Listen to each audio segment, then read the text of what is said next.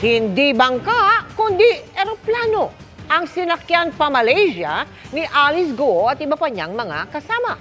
Base po yan sa investigasyon ng Bureau of Immigration. Nakatutok si Salima Refran. Sakay po kami ng boat. Sasakay kami ng boat sa dagat. By boat po. Ang balita ko, may sinabihan ka na umalis ka sa pamamagitan ng hindi boat lang. Meron po kami sinakyan po na yate po.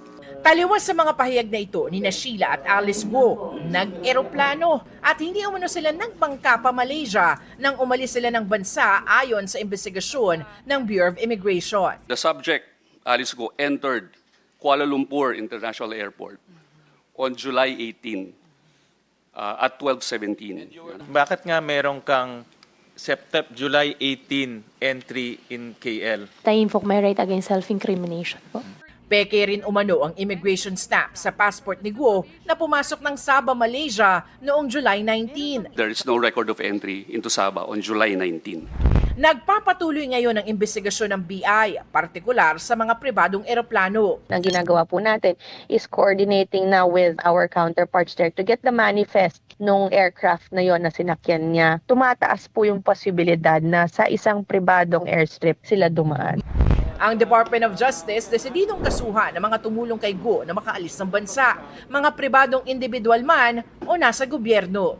Ayon naman sa Presidential Anti-Organized Crime Commission o PAOC, iisa lang ang pinatutunayan nito. She is a liar. Yun lang yun. Na kahit anong sabihin magmula sa kanyang bibig, mahirap paniwalaan.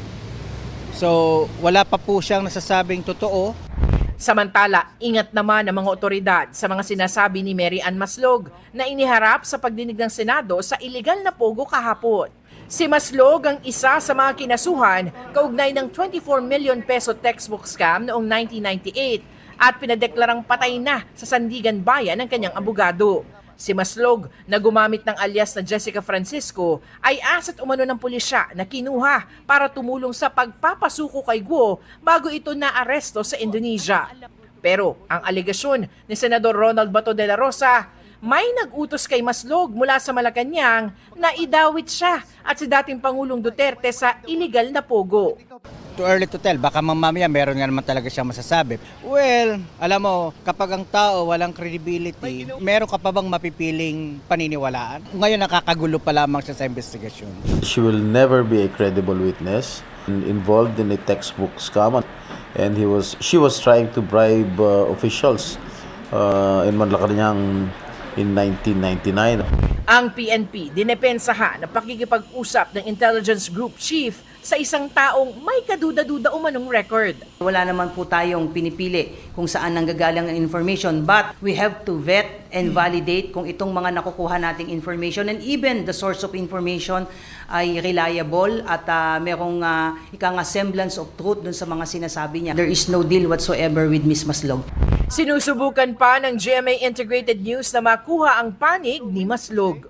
Para sa GMA Integrated News, Salima Refran, nakatutok 24 oras.